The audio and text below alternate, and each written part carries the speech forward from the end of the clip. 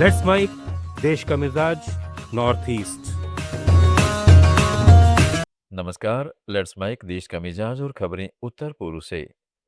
असम के मुख्यमंत्री हेमंत बिस्व शर्मा की पत्नी रिनिकी भुइयां शर्मा ने कांग्रेस नेता पवन खेड़ा के आरोपों को सिरे से खारिज कर दिया है।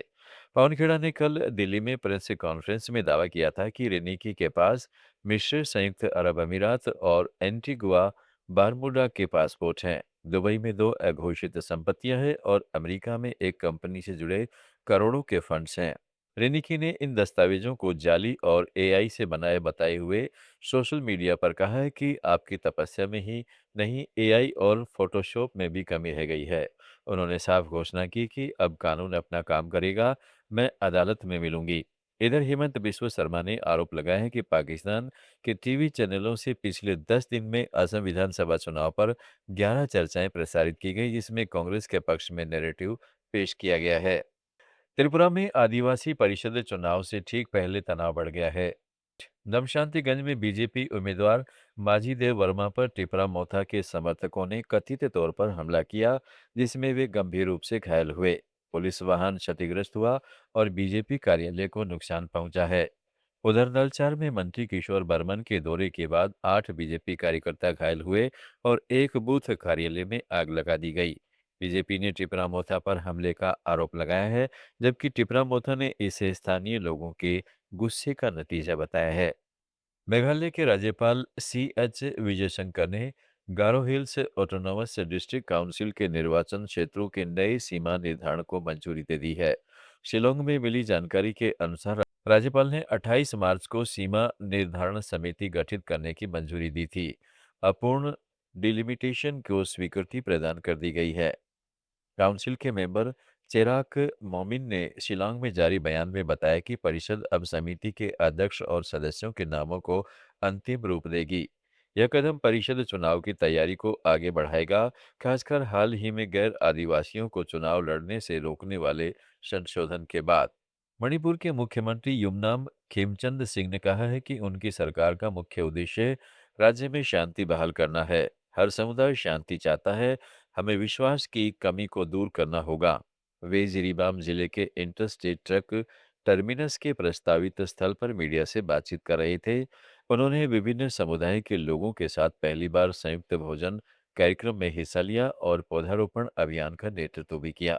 उन्होंने जिरीबाम को मॉडल जिला बनाने की भी बात कही।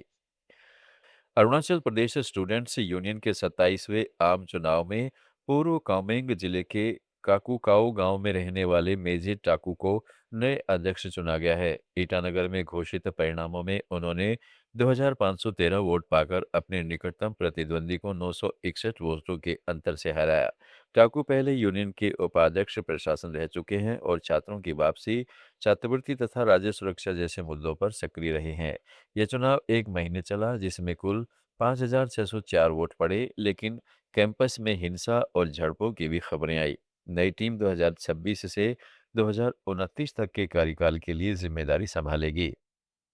सिक्किम में उत्तर जिले के लाचेन रूट पर तारुम चूब्रिज के पास सड़क का बड़ा हिस्सा टूट गया है। इस घटना से लाचेन जाने वाली सड़क अस्थायी रूप से बंद हो गई, जिसकी वजह से करीब 800 पर्यटक लाचेन में फंस गए हैं। खराब मौसम और बर्फबारी के कारण बंगत जिला प्रशासन ने सभी पर्यटकों को घर के अंदर रहने और बिना जरूरी यात्रा न करने की सलाह दी है। पुलिस, ITBP, BRO और भारतीय सेना मिलकर डोंगक्या लारूट पर बर्फ हटाने का काम तेजी से कर रही है। मिजोरम के राज्यपाल डॉक्टर विजय कुमार सिंह ने नई दिल्ली के जवाहरलाल नेहरू स्टेडियम में पंजाब नेशनल बैंक के दूसरे संस्करण PNB सोल्ज राथन को हरी झंडी दिखाई।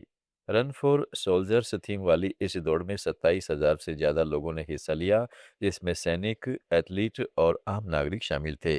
यह आयोजन पंजाब नेशनल बैंक के 132वें स्थापना दिवस और ऑपरेशन सिंदूर के नायकों को सम्मान देने के लिए भारतीय सेना के साथ मिलकर फिट इंडिया अभियान के तहत किया गया।